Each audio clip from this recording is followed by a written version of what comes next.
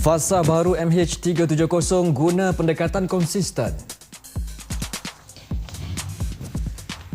KDN pantau misi kemanusiaan.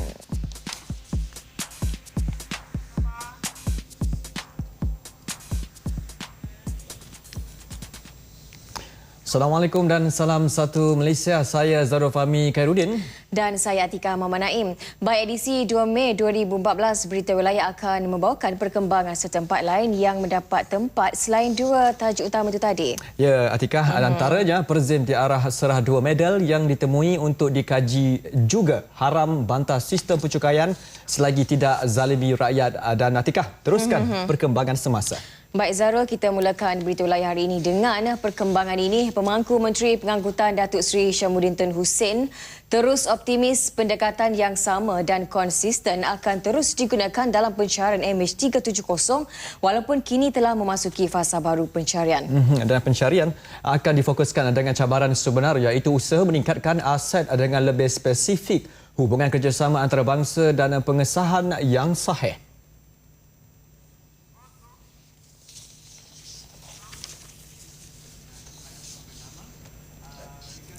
Datuk Seri HISHAMUDDIN yakin misi pencarian kini berada di landasan yang betul walaupun menghadapi situasi sukar. Bagaimanapun, dengan adanya bantuan pakar-pakar dalam bidang berkaitan, ia terus mengekalkan fokus pencarian MH370. New phase. I think this is the way that we have been doing in the past, and I think we will continue to do that, notwithstanding what other speculation that comes out, which we will follow. But it doesn't mean that what we have done in the last month and weeks before this has been wrong, because it is a long, challenging journey, and we are determined to continue. Sementara itu, Ketua Pusat Penyaras Agensi Bersama JACC Angus Houston berkata kenderaan dalam air automatik Bluefin 21 akan tetap digunakan dalam mencari petunjuk MH370. It was obvious that we had to go down and have a look. We sent the bluefin down in that area. Thus far it has found nothing, and we've covered about 500 square kilometres thus far. That's just the way it is. I still am hopeful that the bluefin work that we do between now and the end of May might still find something. Dalam pada itu, Angus memaklumkan satu mesyuarat akan diadakan Isnin ini di Canberra bagi membincangkan hala tuju pencarian MH370.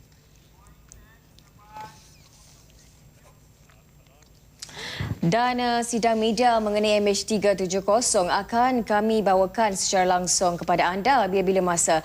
Memasuki bulan baru, misteri kehilangan MH370 sejak 8 Mac lalu masih belum menemui titik noktah. Dan melihat perkembangan itu, Boeing, pengeluar pesawat Malaysia Airlines, bagi penerbangan itu bersama-sama seluruh komuniti penerbangan global berikrar untuk mengetahui apa yang berlaku terhadap pesawat terbabit. Dan dalam kenyataan yang dikeluarkan, Boeing menyatakan kesediaan untuk bekerjasama dengan semua pihak dengan harapan menyelesaikan pencarian pesawat secepat mungkin. Boeing, semua laporan kemas kini dan maklumat harus disampaikan pihak berkuasa Malaysia. Boeing terlibat secara aktif sebagai penasihat teknikal kepada Lembaga Keselamatan Pengangkutan Kebangsaan Amerika Syarikat, berkongsi kepakaran teknikal dan analisis dengan pasukan penyiasat Malaysia dan menyokong pencarian yang dilakukan sekarang, serta akan turut serta dan menyokong usaha untuk mencari cara berkesan dan efisien bagi meningkatkan pengesanan kapal terbang di seluruh dunia. Sejak hari pertama, keluarga dan insan disayangi yang menaiki pesawat Malaysia Airlines 370 sentiasa dalam ingatan dan doa seluruh masyarakat dunia. Penerbangan MH370 membawa 239 penumpang dan anak kapal hilang daripada imbasan radar ketika terbang di ruang udara Laut Cina Selatan pada 8 Mac setelah berlepas dari KLIA pada 12.41 tengah malam.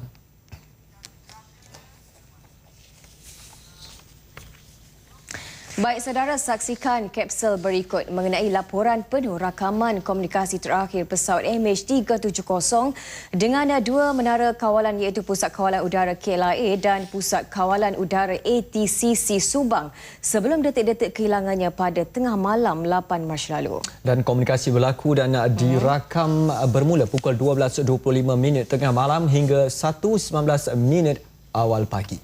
Saksikan.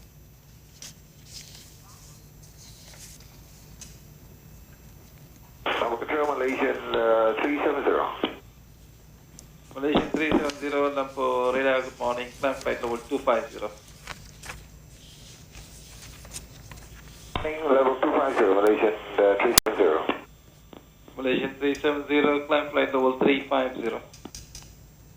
Climb level 350, Malaysian 370. Malaysian 370, maintaining level 350. Malaysian 370. Malaysian 370, maintaining level 350. Malaysian 370. Malaysian 370, contact HISHAMUDDIN 120.9. Good night. Good night, Malaysian 370.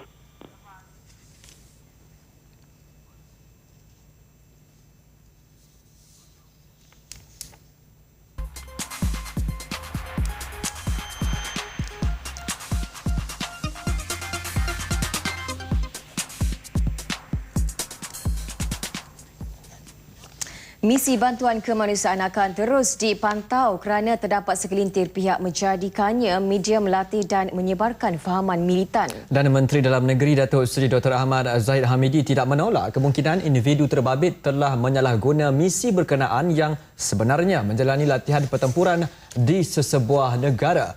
Ia susulan tangkapan ke-11 suspek kes militan pada pukul 3.50 pagi semalam di Segambut. Pihak polis akan mendedahkan kesemua suspek setelah selesai siasatan.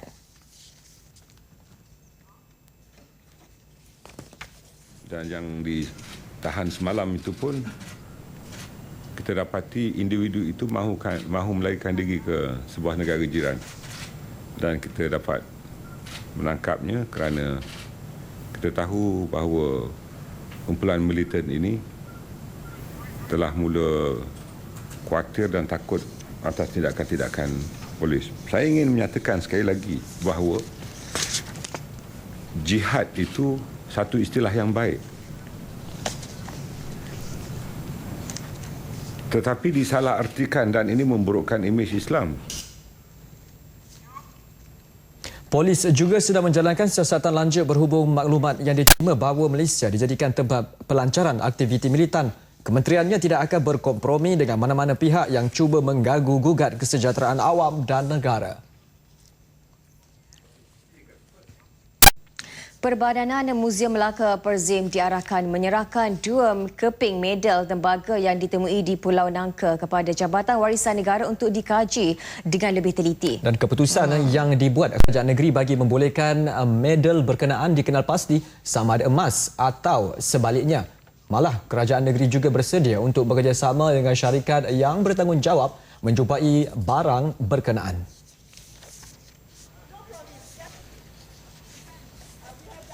Tetapi kalau ianya bukan, saya kira mungkin ada sedikit kekeliruan di sana. Dan saya minta pihak yang menggali itu supaya menyiasat bersama dan kita akan menyiasat bersama dan kerja-kerja ini boleh diulang kaji semula untuk diberhentikan seketika. Kerana kita mempunyai kumpulan kedua yang akan memasuki kawasan itu dengan kaedah yang berbeza. Jadi ini semua perlu dilakukan secara terperinci. Saya masih lagi tidak yakin penuh apa yang dijumpa itu datang daripada kawasan berkenaan ataupun mungkin sesuatu yang tercicir ataupun dicicirkan. Ini kita kena siasat secara terperinci. Mengulas lanjut, Datuk Seri Idris turut menyatakan sekiranya artifak berbentuk shilling itu dibuktikan sebagai sebahagian daripada harta karun, Pulau Nangka akan diwartakan sebagai satu tapak UNESCO negara. Juga boleh dijadikan lokasi kajian yang perlu diterogai pakar sejarah bagi mengenal pasti kewujudan tinggalan sejarah negara tersebut. Laporan sebelum ini mengatakan bahawa Pulau Nangka yang tidak berpenghuni menyimpan khazanah dari Kesultanan Melayu Melaka bernilai berbilion ringgit. Terdahulu beliau menerima lawatan delegasi program perhimpunan antarabangsa Belia Asia Tenggara di Seri Bendahara Aikara.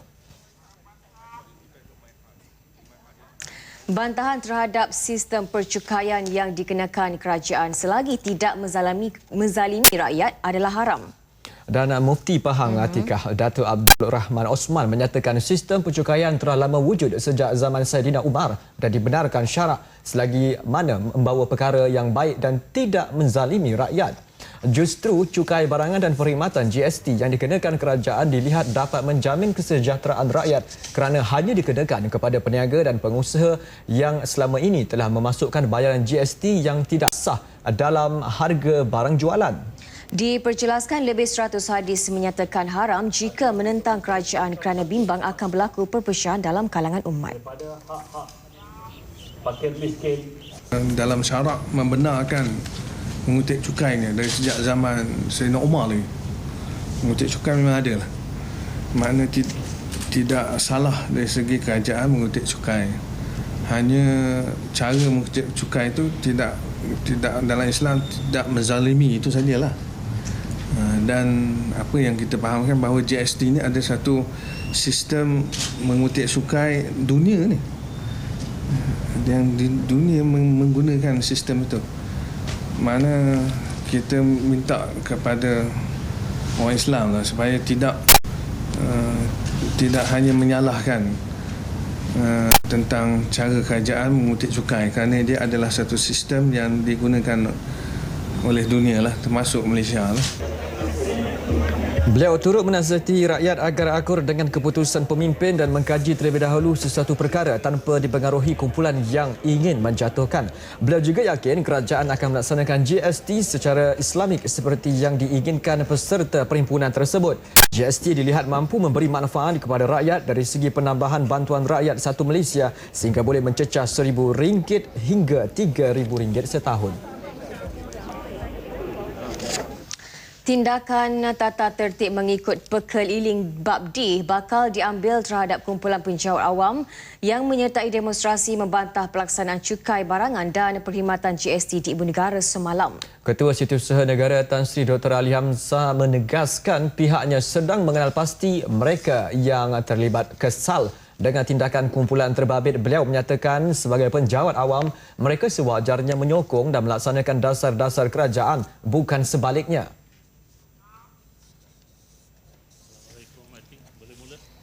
Seperti yang biasa, kalau kita dapat bukti yang kukuh terhadap pegawai, semua tindakan akan diambil. Dan kita ada mengikut keliling mengenai tindakan tata tertib dan lain yang bermula daripada amaran sampai buang kerja. Beliau juga bersetuju dengan kenyataan Presiden Kongres Kesatuan Pekerja-Pekerja dalam Perkhidmatan Awam QPEX Azmuda yang melabelkan kaki tangan kerajaan menyertai demonstrasi itu sebagai pengkhianat. Beliau sebelum itu menyampaikan anugerah khidmat cemerlang kepada 864 kaki tangan Majlis Amanah Rakyat MARA di Kuala Lumpur. Hadir sama Ketua Setiausaha Kementerian Kemajuan Luar Bandar dan Wilayah Datuk Seri Ibrahim Muhammad dan Ketua Pengarah MARA Datuk Ibrahim Ahmad. Penghargaan kerajaan disalurkan kepada penjawat awam yang cemerlang dalam memberikan komitmen dalam melaksanakan agenda transformasi negara supaya Malaysia menjadi sebuah negara maju dan berpendapatan tinggi menjelang tahun 2020.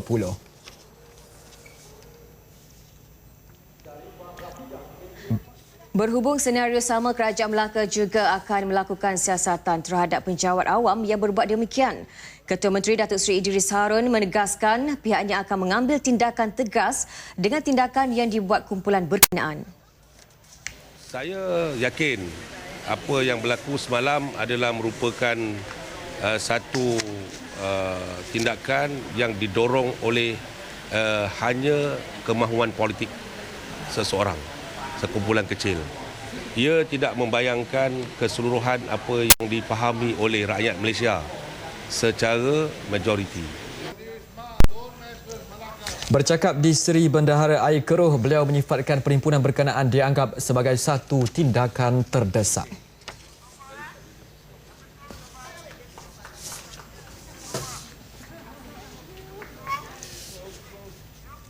Baiklah Atika, kita ada sesuatu yang ingin dikongsikan bersama dengan Yunus Muhammad Noor di Royal Chulan. Di Hotel Royal Chulan. Yunus, silakan.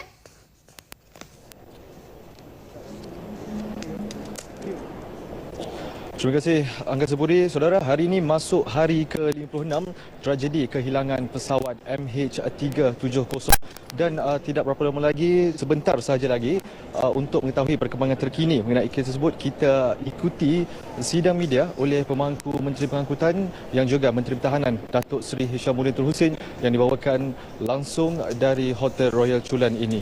Jadi buat masa ini kami masih menantikan isyarat daripada rakan tugas kami di sini. Jadi sebelum itu, untuk ingin saya kongsikan sedikit imbasan pada sidang media pada tengah hari tadi bahawa operasi pencarian dilakukan di kawasan yang betul, iaitu di selatan Lautan Hindi. Jadi untuk makluman, Datuk Seri HISHAMUDDIN juga akan ke Canberra, Australia pada Ahad ini bagi berbincang dengan pihak Australia mengenai usaha pencarian tersebut. Jadi untuk itu pihak pada Kementerian Pengangkutan iaitu Datuk Seri HISHAMUDDIN juga telah mengadakan pertemuan dengan Ketua Penjelaras agensi bersama JACC Angus Houston pada awal pagi tadi, iaitu pukul 9.30 tadi, dan berakhir pada jam 12 tengah hari tadi sebelum mereka mengadakan sidang media di lokasi ini juga. Jadi untuk makluman juga, pencarian menggunakan kenderaan dalam air automatik UV Bluefin 21 juga akan diteruskan sepanjang bulan ini. Jadi saya telah pun mendapat isyarat daripada rakan saudara saya dan kita akan teruskan bersama sidang media oleh Datuk Seri HISHAMUDDIN. There's now been 56 days since MH370 went missing. The fact that MH370 is still not found after more than 7 weeks of searching on land, air and sea indeed highlights the complexity of this entire mission. Nevertheless, we are resolute in our commitment to find MH370 and will continue to intensify our search efforts. On that note, as promised by the Prime Minister last week, we have released the preliminary report that was sent to ICAO along with additional information. This is consistent with our stand that in the interest of openness and transparency, all information which does not jeopardize the investigation or the search operation should and will be made public. It must be stressed that the report made public yesterday is a preliminary report. Nevertheless, as I repeatedly stressed since the beginning, we really have nothing to hide. Meeting with Angus Houston and Jean-Paul TIDAK this morning. Earlier today, I met with retired Air Marshal Angus Houston, who has been leading the Joint Agency Coordination Centre, JACC, in Perth, coordinating the search of MH370 in the Southern Indian Ocean, and Mr. Jean-Paul TIDAK, the head of the French investigation team for Air France Flight 447 and the former head of the Aviation Accident Investigation Bureau. The presence of these two individuals in Kuala Lumpur is to discuss the new phase we are entering into the search operation. The meeting was a testament to Malaysia's inclusiveness in coordinating the next phase of this unprecedented search, and it reaffirms our relentless commitment as well as that of the international community in searching for MH370. Progress regarding the subcommittees. The three subcommittees or ministerial committees led by the three deputy ministers have been meeting and efforts have been intensified to prepare ourselves for the next phase. Let me now update you on this progress. The technical committee. The international investigative team, which is led by Datuk Koh Soo Chon, the former Director General of the DCA and a former permanent representative to ICAO Council in Montreal, has commenced investigations on the incident as stipulated by the terms of reference laid down by ICAO. The investigation team has convened 5 times so far, and progress will be reported in due course. In respect of the Next of Kin Committee, yesterday Malaysian Airlines had announced it will make advance compensation payments as soon as possible to the nominated Next of Kin who are entitled to claim compensation. The compensation package is aimed to meet the immediate economic needs of the families.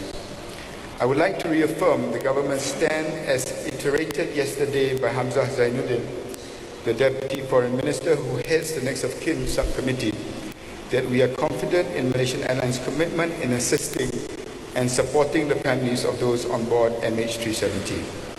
And on that note, I would also like to record our sincerest appreciation to the Chinese government for their strong support on this matter. I strongly urge that Malaysia Airlines continue to engage the families of the passengers as we enter this new phase. It is imperative for us to maintain and improve the communication platforms and channels which have been established between the airline and the families in the past 8 weeks. The designated family members of the passengers, wherever they are, must be kept informed consistently and timely on significant developments relating to the search. We owe it to the families to keep them abreast with the progress and to get to the bottom of this incident. On asset deployment, we have had detailed discussions with several Malaysian companies, namely Petronas, DevTech, Baustert, and Sakura Kencana, in the past few days on deploying specialized assets. These highly specialized underwater systems and platforms include the autonomous unmanned vehicles, AUVs, deep water towed side scan sonars, remotely operated vehicles, ROVs, and support vessels to deploy these assets to join in a new phase of the search mission. It is important for all the Malaysian entities involved in this effort to be on the same page, working as one team, flying the Malaysian flag to find MH370. My trip to Canberra. Next week, I will lead a delegation to Canberra to attend the trilateral ministerial meeting, which will be hosted by our Australian counterparts on the 5th of May. The meeting will be chaired by the Deputy Prime Minister of Australia and the Minister of Infrastructure and Industry. I will be accompanied by the heads of the 3 subcommittees, the Deputy Minister of Defence, the Deputy Minister of Transport, and the Deputy Minister of Foreign Affairs, along with Dr. Azharuddin from the DCA, Ahmad Jahri from MAS, and other relevant representatives from the respective ministries. In addition, a Chinese delegation will also be joining us for the meeting led by the Transport Minister, His Excellency Ya Chuan-Tang, and accompanied by the Vice Minister of Transport, His Excellency He Jiangzhong, and the Vice Minister of Foreign Affairs, His Excellency Zi Hangsheng, and other senior government officials. On the lead regarding Bay of Bengal, on the Bay of Bengal allegation, we agree with Angus Houston's statement that this claim is highly unlikely. Many leads in the past have proven to be negative, and this is similar to what we have done before. There's nothing new, but we have informed the lateral states to verify this claim. Currently, there are 3 naval ships from Bangladesh, including a survey ship in the search area, and to date, nothing has been found. As we enter into the new phase of this search, ladies and gentlemen, we are grateful for the continued support that we have received from the international community, as well as stakeholders domestically. We are also heartened by the new support from countries who have come forward, but were not in the initial phase of the SAR operation. We will strive to overcome the new challenges facing the search operations in this new phase, which requires expensive, sophisticated, and complex underwater assets. And as always, our thoughts and prayers remain with those on board MH370 and their families, and the search goes on. Thank you. Okay, ladies and gentlemen, we'll now go for Q&A session. We'll start with the local media first. Okay, members, local media. Local media, okay. From this corner, please. Yang row kedua ni, yes. Good evening, Datuk. Could you introduce yourself? Good evening, Datuk Sri. I'm Sulin from the Malay Mail Online. Good evening. I would like to ask, when exactly did the Malaysian military spot MH370 on its turn back across the peninsula? And upon spotting it, what exactly did the military do? Did they contact with the civil aviation authorities, for example, or with MAS, or did they try to contact the plane itself? Thanks. I don't have the actual details with me today, and I'm very cautious and very careful what I say in the PCs these days. So it is very important for me to get clarification on that. But if you guys have got anything to add to that, we do have the details. We do have the details. I'll get back to you on that one. All right, the next one. First row, the lady with, yes, please, number 4 there. Dr. Sri, yes. You mentioned earlier that... Excuse me, could you memperkenalkan diri? Zarina from News Straits Times. I need to ask a question on the... Earlier you mentioned that Sapura Kencana may be roped in to assist with the Bay of Bengal search. Why is that? Because since it was dismissed by Australian military, why do we still have to send in Sapura Kencana? Well, I haven't decided yet whether to deploy the Sapura Kencana vessel. And as our standard operating procedure in the past, whether the leads includes landing and landing, whether satellite data from China, oil slicks, live rafts, live vests, those were all in South China Sea, mind you. We will proceed based on corroborated and verified evidence.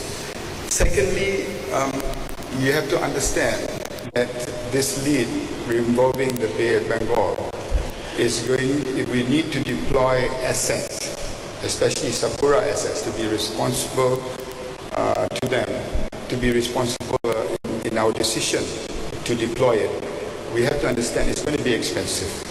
Secondly, it is the exact vessel that we are going to use to deploy in the new phase of our search. So any detour from that search is going to cost delay, 14 days exactly. And thirdly, in the event that this vessel is deployed and the lead is negative, can you imagine the families that have to go through another episode of hoping and finding closure to it? So these are all my considerations in having to deploy it, but I can assure you that as far as Sapura Kencana is concerned, they're ready to deploy it. But I'm just waiting feedback from what I've said just now on countries, neighboring countries, specifically Bangladesh and other countries that have deployed assets in that area to come back to me. Then I will then have to talk to Sapura Kencana whether we should actually deploy it or not. But we have not strayed away from our standard operating procedure, which is to make sure that in doing that, we do not affect the present search operations. It doesn't affect the emotions and the feelings of the families. And in this case, it will affect very expensive equipment and vessel, which might have to be detoured just because of this lead. My second question would be, is there any specific reason on why Boeing is in the investigation team? Boeing? Yeah. And because since, would it be a conflict of interest since MAS and DCA has already set out the investigation team? That's my question. Boeing, yes, Boeing not in the investigation team as such. They are an advisor to the accredited rep of the USA. And USA being the state of design, state of manufacture, and the accredited rep from the National Transport Safety Board of USA obviously needs a lot of input and information from Boeing, and that's the reason why Boeing, same like Rolls-Royce, representing the engine manufacturers, are in the part of the accredited rep team. Thank you. All right. Yes, second row, the lady please. Selamat petang Datuk Seri, saya Marian Au daripada Berita RTM TV. Saya ada dua soalan berdasarkan laporan awal semalam. Okey, pada jam 1.21 minit 13 saat label radar MH370 hilang daripada skrin radar KLA TCC. Tapi pada jam 1.38 minit HCMA TCC bertanya tentang kedudukan MH370. Kenapa mengambil masa selama 17 minit baru sedar MH370 dikesan hilang? Yang kedua, kenapa pusat penyelaras penyelamat RCC deaktif pada jam 5.30 pagi sedangkan label radar yang dia tahu MH370 dikesan hilang pada jam 1.21 minit 13 saat, iaitu agak 4 jam jarak. Terima kasih. Okey, saya boleh jawab soalan kedua dan soalan pertama nanti Datuk Azhar boleh menjawabkannya. Pertamanya berhubung kait dengan maklumat yang telah pun didedahkan dengan laporan-laporan awal semalam. Kita dah jangka akan macam-macam soalan tambahan yang perlu dijawab. Dan ini satu perkara yang kita akan lalui kerana kita mahu telus, kita mahu apa yang dapati oleh kita supaya dapat dikongsi dengan orang ramai. Dan saya konsisten, tidak ada benda yang kita nak sembunyi daripada orang ramai. Cuma dalam konteks sama ada 4 jam lama atau tidak, ini bukan untuk kita membincangkan di sini dan menentukannya, kerana saya dimaklumkan dalam penerbangan Air France 6 jam atau 7 jam selepas tindakan diambil. Jadi benchmarking, penanda aras untuk tindakan berbeza, banyak bergantung kepada keadaan semasa. Dan kalau kita nak bincang di pihak media, semua ada pandangan masing-masing. Sebab itu saya syorkan kepada orang ramai dengan kita mewujudkan satu badan bebas yang dianggotai oleh pakar-pakar di dunia untuk menentukan tindakan kita ini. Biarlah badan bebas ini mengkaji dan meneliti, kerana dua insiden yang MH370 dengan Air France sahaja, kita tengok tindakan dalam Air France tu masanya jauh lebih lama daripada tindakan kita. Jadi kita tak boleh menyatakan sama ada tindakan kita ni lambat ke lewat ke. Ini banyak bergantung kepada siasatan susulan yang akan dibuat. Yang penting ialah kita wujudkan struktur, kita wujudkan panel bebas untuk menyiasat, dan ahli anggotanya merupakan pakar-pakar daripada dunia. Dan saya seperti yang Amat Berhormat Perdana Menteri sebut, ada benda yang Malaysia telah lakukan dengan baik, ada benda yang mungkin kita boleh lakukan dengan lebih baik. Dan kalau itu merupakan sesuatu yang dapatnya daripada panel bebas ini, saya rasa kita tak teragak-agak untuk mengambil tindakan yang sewajarnya. Terima kasih Yang Berhormat. Pada 1.19 pagi, Kuala Lumpur Air Traffic Control Center telah mengarahkan pilot MH370 untuk menukar frekuensi kepada frekuensi radio Ho Chi Minh City Air Traffic Control Center. Dan selepas melalui Igari, waypoint Igari, maka dengan rasminya penyerahan pesawat tersebut terserah kepada kawalan Air Traffic Control Center Ho Chi Minh City. Dan sekiranya Ho Chi Minh City tidak dihubungi oleh pesawat tersebut, dalam protokolnya adalah 5 minit. Dan mengapa mereka mengambil 17 minit, itu biarlah siasatan badan bebas yang seperti yang dinyatakan oleh Yang Berhormat Menteri tadi, menjalani persyaratan mereka. Mengapakah 17 minit diambil oleh Ho Chi Minh City Control Center. Dan perkara yang sebegini yang juga yang dinyatakan oleh Yang Berhormat tadi juga amatlah ingin diketahui bukan saja Malaysia tapi juga oleh industri penerbangan awam. Mengapakah keadaan ini berlaku dan apakah yang berlaku dan apa yang patut dilakukan untuk keadaan sebegini tidak terjadi pada masa-masa yang akan datang. Okay. The next question from the local side. Okay. Yang first row, Berita. Assalamualaikum Datuk Seri, saya Luqman, wartawan Berita Harian. Satu soalan kepada Tuan Ahmad Jauhari berkenaan dengan flight manifest. Difahamkan sebelum ni ada 38 rakyat Malaysia yang dalam penerbangan MH370. Bagaimanapun, selepas laporan awal itu dikeluarkan, hanya ada 34 nama yang disebut. Ada 4 lagi nama yang masih hilang. Kalau saya boleh sebutkan di sini, nama seperti Anne Catherine Daisy, Ji Jing Hang, Tan Xiao Peng dan Tek Tehin. Lebih buruk lagi, salah satu daripada nama itu dikategorikan sebagai warga Cina, sedangkan ia ialah Malaysian. Soalan kedua untuk Datuk Seri HISHAMUDDIN, ada pihak yang mempertikaikan laporan awal yang dikeluarkan ini lebih pendek atau ringkas kerana ia hanya 5 muka surat berbanding dengan 239 nyawa pada pesawat MH370 kalau nak dibandingkan dengan Air France 447 yang sepanjang 128 muka surat. Mungkin Datuk Seri ada sedikit komen berkenaan dengan itu. Dan soalan terakhir berhubung dengan cadangan daripada John Paul Trodek juga. Adakah Malaysia Airlines akan mengambil inisiatif untuk memanjangkan jangka hayat bateri daripada 30 hari kepada 90 hari tanpa perlu menunggu arahan lanjut daripada ICAO? Sekian, terima kasih. Yang soalan pertama mengenai manifesto, ini satu perkara yang saya akan kaji. Saya pun boleh katakan tak berapa tepat melalui information yang tadi beritahu tadi. Yang saya tahu kita ada 38 on board. So saya akan rujuk balik apa ni. Yang kedua mengenai bateri, itu adalah satu standard, international standard.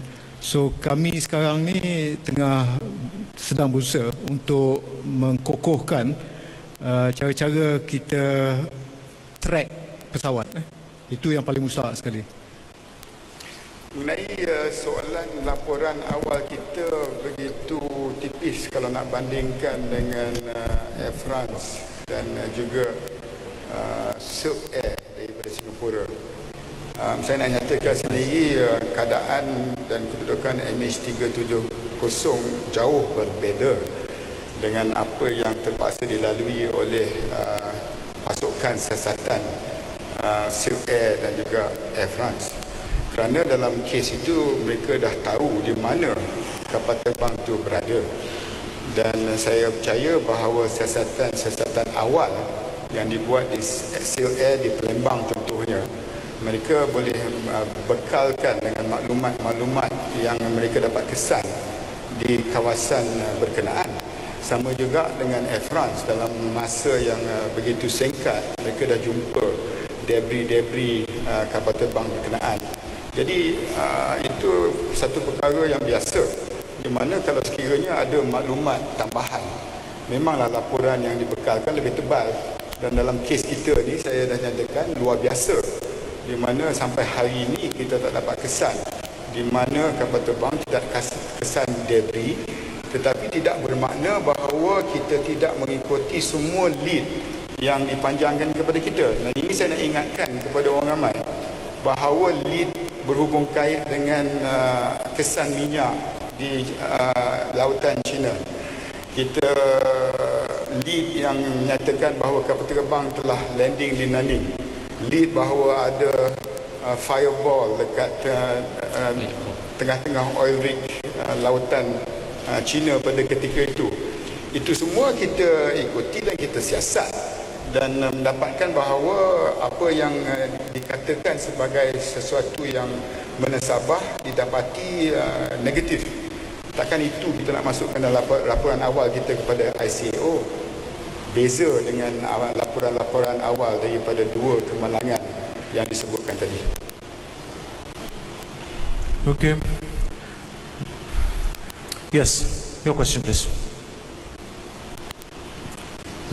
Assalamualaikum Datuk Seri, saya Hilal Azmi dari Astro Awani.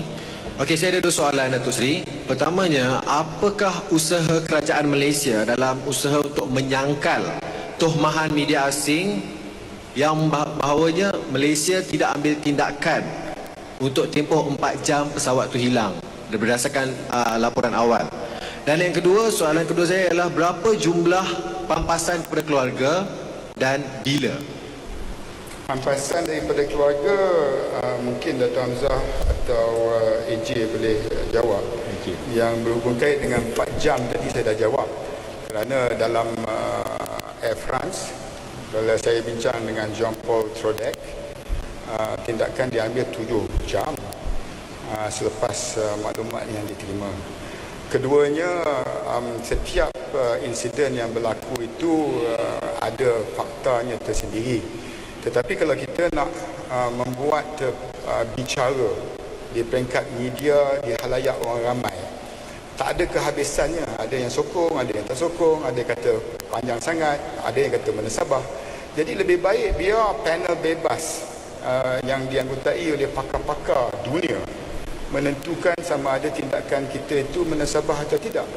Dan saya dah nyatakan tadi, dan Yang Amat Berhormat Perdana Menteri sendiri telah menyatakan bahawa ada benda yang kita buat lakukan baik, ada benda yang kita lakukan tak baik. Dan kalau panel bebas menyatakan bahawa kita boleh perbaiki tindakan kita, dia benchmark dengan tindakan-tindakan dan tragedi lain supaya kita boleh pastikan tragedi seperti ini tidak berulang. Itu.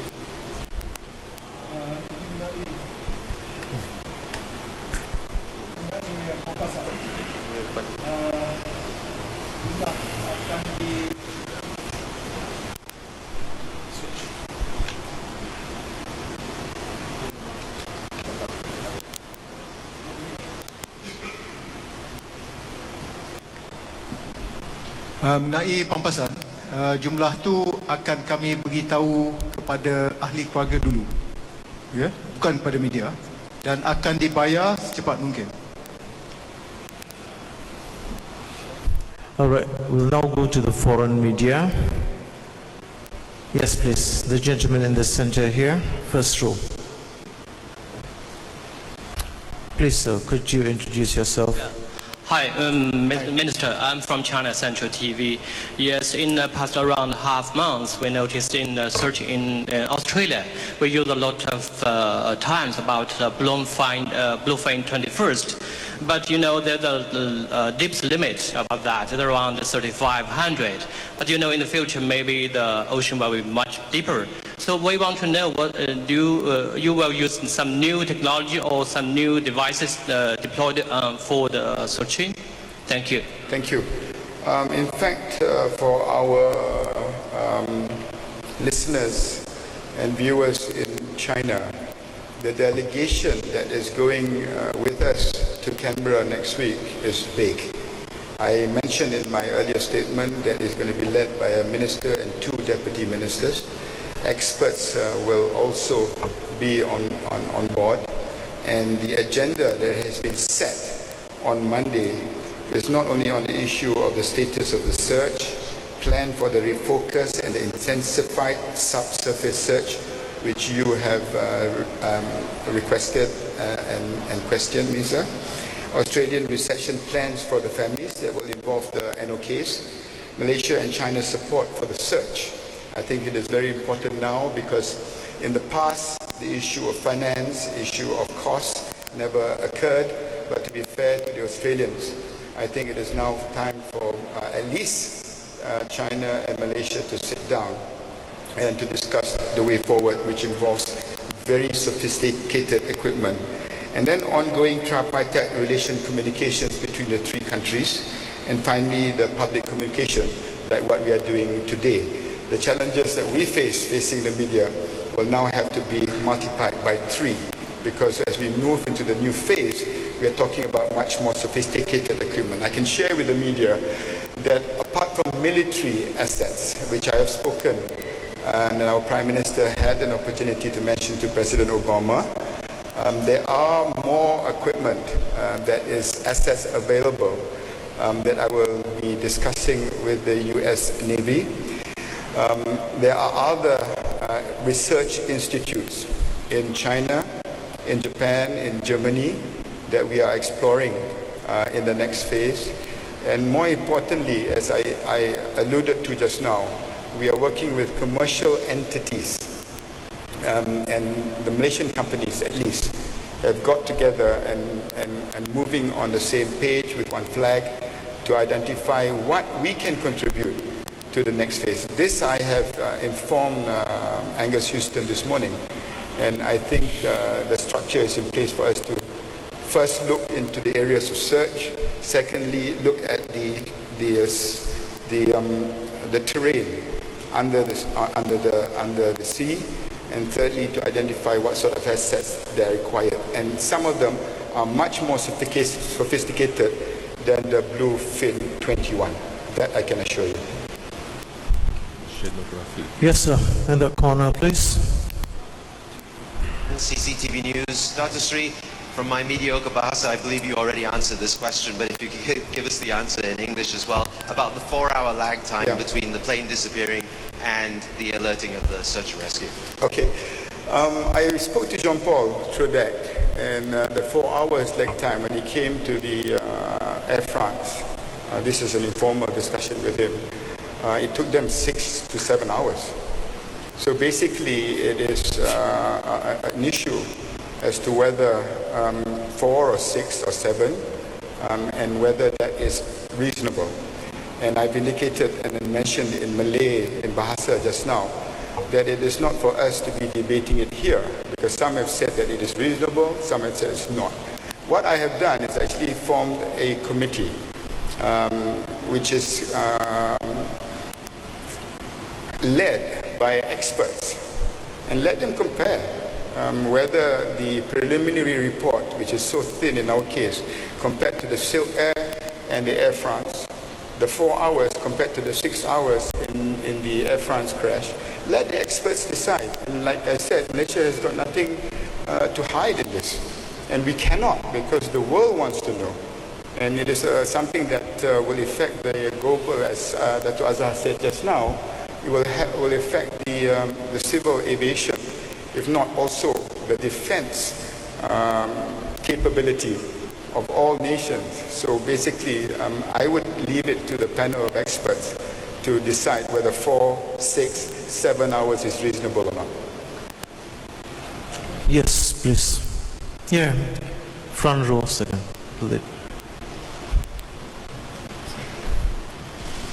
Hi, Mishra Mubashir from CNN. Hi. My question has to deal with the timeline that was put out by the ICAO report. At 1:21, when the plane disappeared off the radar, it wasn't until 1:38, 17 minutes later, that Ho Chi Minh Air Traffic Control notified KL Air Traffic Control that the plane dropped off the radar. I understand at that point it was in Vietnamese airspace and in their control, but how did nobody realize and notice on both sides that the plane had dropped off the radar? Did this not waste crucial time? And as well, at 2:03, when all parties were trying to find the plane at this point, Malaysia Airlines operations told air traffic control that the plane was actually over Cambodian airspace. Could you explain that? The first part I think was answered in Bahasa. I think that Azhar can answer it now in English. The one about Cambodia, I think you can address that one too. Yes, in that particular morning, 8th of March, at 1:19, the Kuala Lumpur Air Traffic Control Center have directed the pilots of MH370 to change frequency to Ho Chi Minh City Air Traffic Control Center, and the pilot replied, "Good night, Malaysian 370," and passing Igari, and that's the official point where the aircraft is handed over to Ho Chi Minh City Control Center, and that also at a time where we lost the radar on our screen. Why 70 minutes? This is what I told in Bahasa also. That's up to the investigation team to study, to investigate. Maybe from the Vietnamese, why it takes 17 minutes, and this is a point where the world, the civil aviation needs to know at the point of handover, at the point of transfer from one flight information region to another flight information region, the protocols are being met or not, or there should be any improvement on the protocols. This is something I'm sure the investigation team will look deep and very hard at it and would come up with their results and analysis and also recommendation. Thank you. The Cambodian one? Not aware. When Malaysian Air Traffic Control contacted Malaysia Airlines Operation Center, we have only a flight following program that actually doesn't show exactly where the plane is, because those flight following program, which many of you have in your iPads and iPod and your iPhones, work on the same principle because it's based off secondary source. So when they called, we just refer to a flight following program. So that's really for info. It's not something that we use for determining exactly where the plane is. Right. Next question, please. Yes. No, here, in front. Thank you. Morning. Good afternoon, sir. Just question for... Yeah, excuse me, could you... Eileen from Associated Press. Just two questions. Number one, regarding the audio recording, some voice experts suggested that the recordings that were released yesterday were not from the original file and they may have been edited. So can you clarify whether the recordings that were released were the original ones and whether they have been edited? And then number two, back to the Cambodia issue for MAS, I would just like to clarify, because in the document it said that the plane seemed to have exchanged signals with another flight, which led MAS to believe that it could be in the Cambodian airspace. So can you clarify that bit? Did it actually exchange signal with another plane? Thank you. Your first question, the voice recording from the tower, from the air traffic control center, originally from the tower, then control center to the aircraft, is the original. That's not edited version. It is the original. I'm not really sure in terms of the plane exchanging signal. I think we let the investigation team to look into that into more detail. Yeah, but like I said, there was a document produced by DCA. I'm not sure what you mean by exchange signals. As far as we're concerned, we used our flight following program. That's the only thing we know of the plane track over the after Igari. And by the way, the flight following program that we have do a projection of the flight from the last known transponder point. All right, and after that it does a projection. So it's actually a flight projection program. So it's not exactly a primary identification of the aircraft. I just want to add that all that will be investigated, and I'm sure there will be recommendation whether and the result of it will be done by the investigation team. All right, we'll go to the last question from media. Yes, last. Hi, Dr. Sri Angie from Reuters. Two questions for you. So I just wonder, looking at the possibility flight path yesterday, has Indonesians said that they had detected the flight had fly over their airspace, and has they shared any information? If they did, would they actually help the search operation to shift to the southward earlier? And secondly, today in Beijing, it reports that family members are saying that they're being asked to check out from the hotel today by Malaysia Airlines, and supposedly the center is closing down by May 7. Can Malaysia Airlines please explain? Thank you. Thank you. On Indonesia, I can confirm that from the start, they have indicated to me no. There have been no sightings that have we've been consistent on that score. But on the checking out of the family members, maybe Dato' Hamzah might want to have his last say for this particular PC. Sorry, Dato' Sri, for the Indonesian side, did Malaysia actually ask from them? And the answer is no. Well, for your last question, I would like to mention it here. We have been waiting to come out with a statement, and all of us, be it the family members or the whole world, is actually looking for the answer. And MAS has been keeping and has been supporting the family members in Beijing for the last 55 days. And that's the reason I think it is about time for us to actually accept the reality that the family members should go back and wait for the answer in their hometowns. And I think when MAS produced the announcement yesterday, and it was mentioned, it is not immediately, but it is from the 1st to the 7th. By the 7th, the operation center in Beijing will be closed.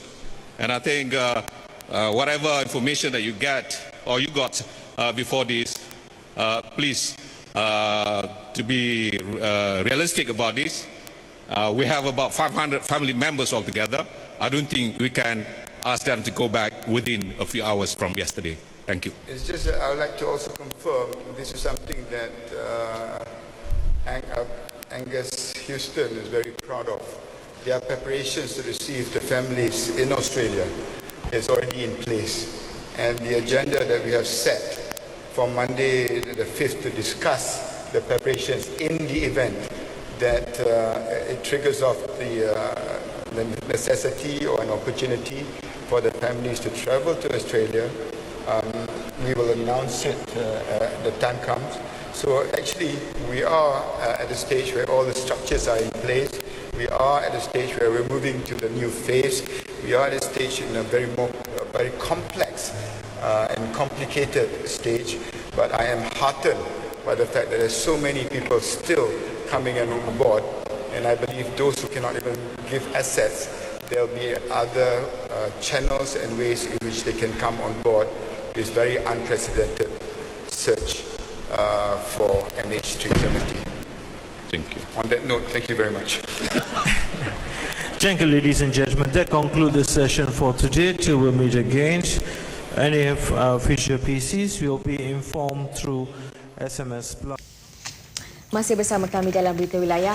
Baik penyanyi Misha Omar atau nama sebenarnya Samiah Elias Aisyah Omar selamat diijab kabulkan dengan jejaka pilihannya Firuz Izwan Rosli, 32 tahun dengan sekali lafaz di sebuah hotel dekat Kota Baru Kelantan pukul 9.30 pagi. Ya, Atikah, pihak perempuan menerima 6 dulang hantaran serta gelang emas sebagai mas kahwin. Mereka dinikahkan Imam Ahmad Kamil Mat berwakil walikan abang Misha Muhammad Rus Umar. Majlis bersanding dijadual berlangsung malam ini. Misha yang ditemui selepas majlis akad nikah mengucapkan terima kasih kepada semua pihak atas kelancaran majlis. Kerjaya seni saya bertuah sebab dia tidak menghalang, malah diberikan galakan asalkan saya tahu membatasi diri. Kena fikirkan sikitlah, macam saya pun berlakon kan, jadi lepas ni berlakon tu kena fikir-fikirlah, kita ada banyak hati yang perlu dijaga sebab kita telah menyatu kan. Majlis perkahwinan Misha sebelum ini dijadual pada Februari terpaksa ditangguhkan selepas bapanya Omar Ismail meninggal dunia 30 November 2013. Suami Misha, Firuz, yang bertugas sebagai juruterbang di penerbangan Malaysia, merestui Misha untuk terus menjalani kehidupan sebagai artis selepas ini. Bersyukurlah sebab yalah kan, with the long journey, it's quite tiring, it takes on your body as well. Yeah. So thank God lah to say. Mereka akan berbulan madu di Australia, Jepun dan Amerika Syarikat. Baiklah Atikah, setakat ini sahaja perkembangan berita wilayah. Persembahan musikal Kinabalu menampilkan keaslian juga gabungan golongan muda dan tua. Dan bagi anda yang berada di sekitar Kota Kinabalu, dialalukan menyaksikan keunikan persembahan ini yang bermula hari ini hingga Ahad sempena Pesta Sabah. Dan visual itu menutup tirai Berita Wilayah. Dengan itu, Assalamualaikum. Dan salam satu Malaysia. Berita Wilayah. Terus kepada anda.